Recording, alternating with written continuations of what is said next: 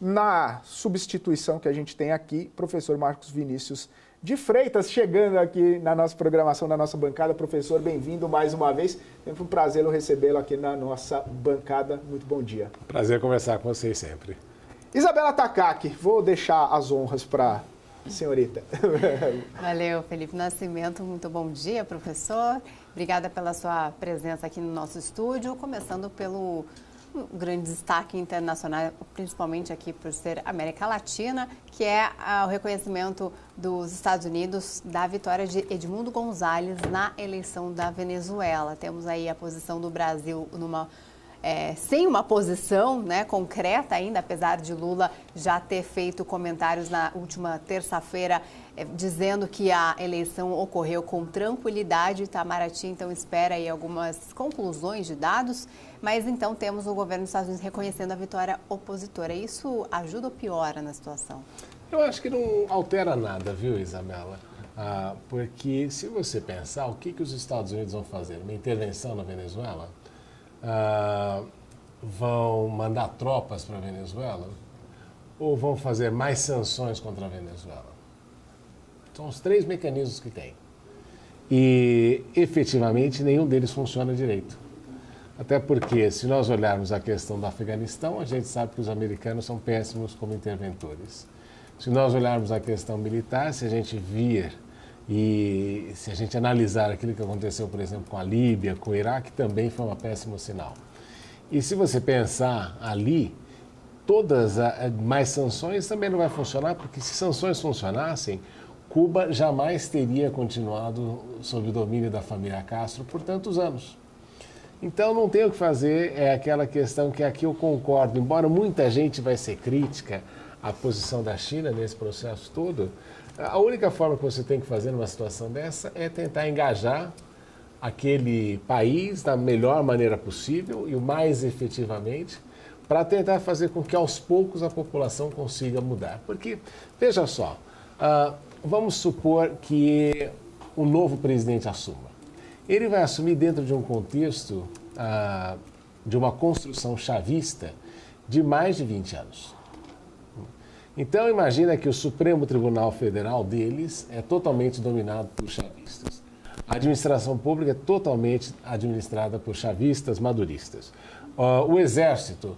Então, você tem que fazer aí uma coisa que ninguém fala, e acho que é a primeira coisa que a elite do país, atualmente dominante, tem que sentir que se houver uma transição no poder, ela não vai perder os direitos e os benefícios que ela alcançou durante os últimos anos. Essa é a primeira questão. A anistia no Brasil foi muito nesse sentido, para evitar que nós tivéssemos aqui o quê? Um banho de sangue. E a segunda opção é, se você, o governo novo, eleito, fosse trocar todo mundo, aí sim você teria o banho de sangue que o Maduro prometeu. Então é uma situação muito complicada de resolver. E eu sempre dou um exemplo assim, se você chega numa loja e você vai comprar esse copo aqui, e você está segurando o copo e você deixa cair no chão e quebra, o que você tem que fazer? Quem paga o copo? Quem quebrou, não é verdade? Porque no momento que você quebrou o copo, você virou o dono daquele copo. Por essa razão que, quando os Estados Unidos tomam esse tipo de postura, você quebrar o copo institucional, quebrar institucionalmente um país, significa que você vai ter que assumir a responsabilidade de ser o regente daquele país durante décadas, porque você não sabe quanto tempo isso vai acontecer. Então, é uma postura interessante. Você pode falar, não reconhecemos o governo, como foi feito com o Guaidó, e o que mudou efetivamente na vida da Venezuela? Nada.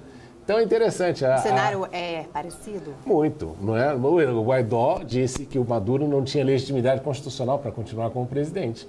E aí teve aquele grupo que se reuniu e tentaram fazer sanções e se deram conta de que, enquanto na repartição pública tiver a foto do Maduro, nada muda. Não é? Então, para que isso aconteça, é interessante, é bravata, normal.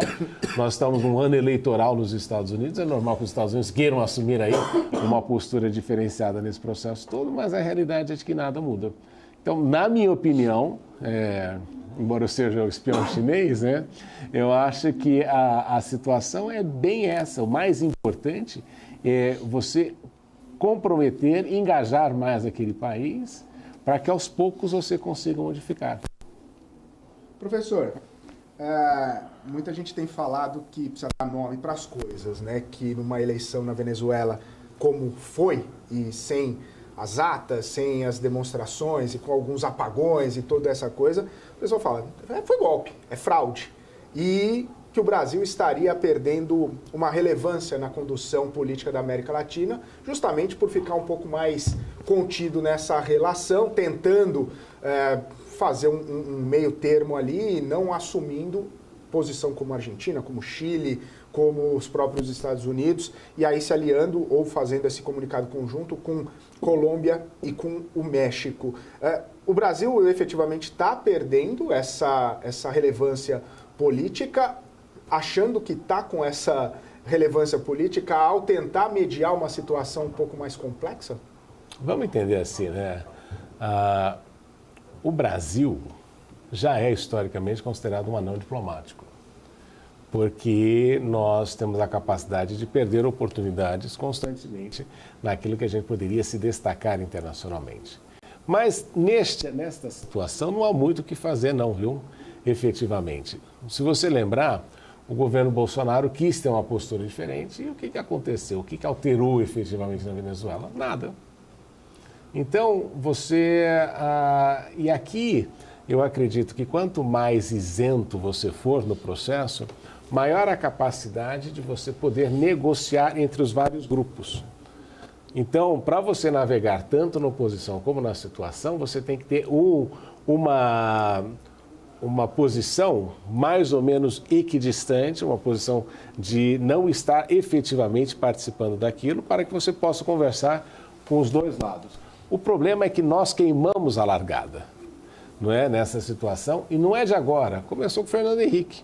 Fernando Henrique apoiava o governo Chaves, o governo Lula apoiou o governo Chaves, o governo Dilma apoiou o governo Maduro, o governo Michel Temer quis ter uma postura contrária no início, mas também não mudou muito, o governo Bolsonaro quis ter uma postura completamente diferente, não resolveu efetivamente nada. Então, a situação é muito complexa nesse processo todo. Qual é a função aí que eu acredito que o Brasil queira ter, se precisar e se quiser ter uma postura de protagonista? É conversar com os dois lados, justamente para para iniciar um processo de transição de longo prazo, depois até do período Maduro. Mas chegar com o dedo em riste na Venezuela falando que o Maduro tem que deixar a posição, não vale algum, até porque o Maduro tem o apoio político, institucional e militar. Então, você querer mudar isso nesse sentido não altera muito a questão. Então, era isso que eu acho que seria fundamental. Nós perdemos esse protagonismo já há muito tempo, não é de agora. O máximo que a gente tem que fazer aqui agora é justamente falar, olha, vamos convocar o diálogo, vamos conversar, vamos colocar as partes e assumir um papel de intermediário, um papel de mediador, porque essa é uma solução que não vai ser uma solução de arbitragem ou de imposição, mas vai ter de ser uma solução mediada entre os países, até porque, né, Felipe, não esquece que, se eu não me engano, o presidente iria assumir o candidato eleito e depois ele renunciaria para que a vice-presidente, que é efetivamente a força política por detrás, venha a conduzir a presidência da Venezuela. Então você já sabe que o cenário é muito de República de Bananas. O professor disse uma transição tranquila para se conseguir mudar esse cenário. Porém, como um ditador, como um presidente autoritário, é possível fazer essa transição ao longo dos anos, né? Não é o que a gente tem visto nos outros lugares do mundo. Eu acredito que você tenha possibilidade de ter evoluções sem revoluções.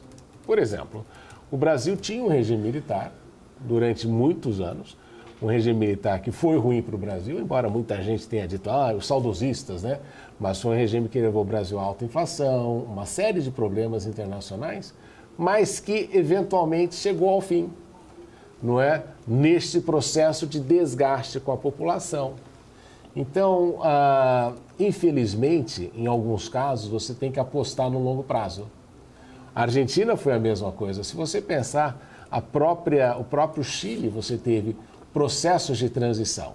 Na África do Sul, a questão do apartheid foi combatida ao longo de anos.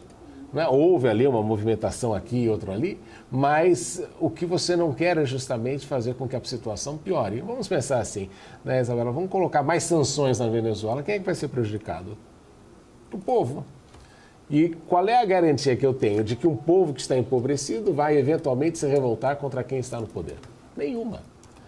Então, nesse sentido, eu acho que a melhor forma é engajar a Venezuela, voltar a trazê-la para o cenário internacional. E veja que interessante, vamos pensar no caso da Síria, não é? Que tem uma guerra civil há muitos anos com o Bashar al-Assad. A própria Organização de Cooperação do Golfo entendeu que não valia, que não fazia mais sentido ficar impondo sanções à Síria, porque não ia mudar o cenário. E a melhor forma é você engajar. Então, quando você tem um ditador, né, como a gente está mencionando, a melhor forma é você apostar no longo prazo, até porque, em dando tudo certo, esse ditador não tem ali um sucessor, que este é o grande problema que você tem. Professor, última